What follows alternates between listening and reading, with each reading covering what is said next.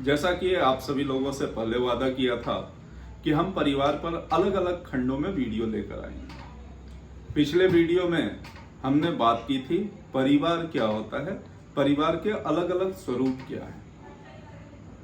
उसी को आगे बढ़ाते हुए हम आज डिटेल में चर्चा करेंगे संयुक्त परिवार में रहने से होने वाले फायदों की। तो चलिए इसी को आगे बढ़ाते हैं और इस वीडियो को शुरू करते हैं। संयुक्त परिवार में रहने के फायदे। संयुक्त परिवार में रहने का सबसे पहला फायदा है आपकी सुरक्षा और आपका स्वास्थ्य।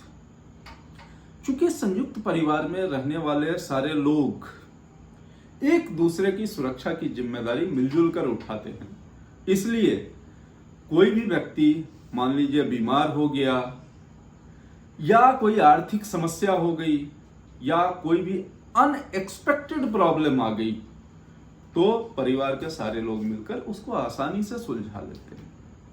मान लीजिए किसी को कोई गंभीर बीमारी हो गई तो वैसी स्थिति में भी परिवार के सारे लोग उसकी सेवा, उसको आर्थिक रूप से सहयोग करके, उसको मानसिक रूप से संबल प्रदान करके, सपोज कीजिए किसी का रोजगार घाटे में चल रहा है तो वैसे समय में भी आपका परिवार आपकी सुरक्षा के लिए उसमें पैसे इन्वेस्ट करता है, उसमें अपना लेबर इन्वेस्ट करता है। तो इस प्रकार से आपकी सुरक्षा जो है वो अटूट बनी रहती है और आप सुरक्षित महसूस करते हैं। वैसे ही मान लीजिए गली मोहल्ले में किसी से झगड़ा हो गया तो किसी का ये हिम्मत नहीं है कि आपसे पंगा ले, आपके परिवार में इतने सारे सदस्य हैं। तो संयुक्त परिवार में रहने से हर एक प्रकार से आपको सुरक्षा का एहसास होता रहता है। दूसरी बड़ी चीज है आपस में कार्यों का विभाजन। संयुक्त परिवार में रहने वाले सारे लोग अलग अलग कामों को एक दूसरे के साथ बांटते हैं, जिससे क्या होता है कि किसी एक व्यक्ति के ऊपर बहुत ज्यादा लोड नहीं आता, बहुत ज्यादा काम नहीं आता और उसकी एफिशिएंसी बनी रहती है। उसकी जब व्यक्ति के पास उसकी मर्जी का, उसके इंटरेस्ट का काम हो तो उसकी एफिशिएंसी ज्यादा होती है और अलग अलग जिम्मेदारियों से फ्री भी रहता है, कारण कि बाकी काम करने के लिए परिवार के अन्य लोग मौजूद हैं। इस तरह से आदमी तनाव मुक्त होकर के काम करता है और हमेशा खुश रहता है। और जब उसकी क्षमता, उसकी एफिशिएंसी ज्यादा होती है तो सपोज कोई परिवार अगर किसी कारोबार में है तो उसके कारोबार में भी उन्नति होती है, कारोबार में ही फायदा होता है और इस प्रकार से परिवार के सभी सदस्यों की आवश्यकताओं की पूर्ति भी हो सकती है। अगला है जो आने वाली पीढ़ी है उसका समुचित विकास। आने वाली पीढ़ी यानी हमारे बच्चे, तो संयुक्त परिवार में बच्चों के लिए बड़ा ही अनुकूल माहौल होता है। उनके साथ खेलने के लिए लोग भी होते हैं तो शारीरिक रूप से भी उनका विकास होता है और चूंकि परिवार में बुजुर्ग भी होते हैं तो उनका चारित्रिक विकास भी उत्तम होता है। बच्चों की जो इच्छाएं हैं उसको समझकर उसका भी ध्यान रखा जाता है।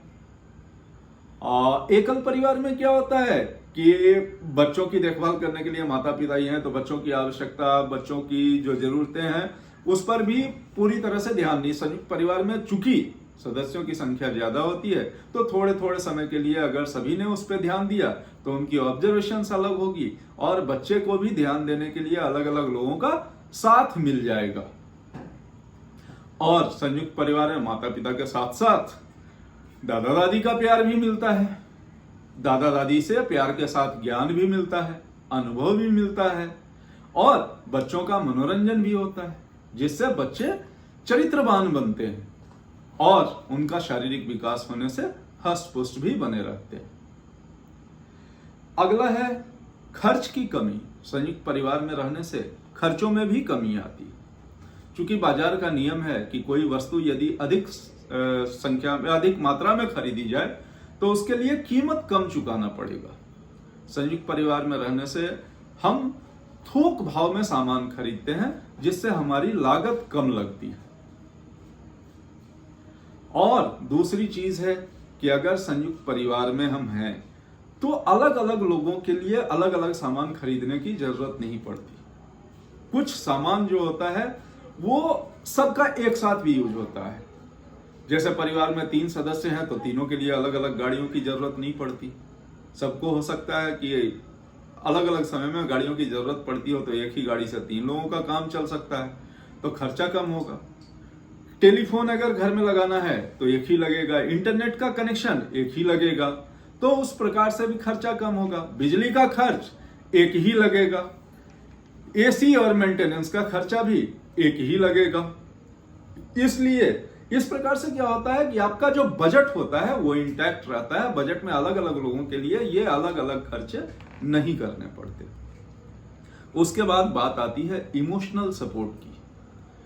तो जब परिवार में किसी भी व्यक्ति के ऊपर किसी भी समय कोई विपत्ति आती है, परिवार में मान लीजिए कोई सदस्य गंभीर रूप से बीमार हो गया, तो भी उस समय पूरे परिवार का इमोशनल सपोर्ट आपके साथ होता है।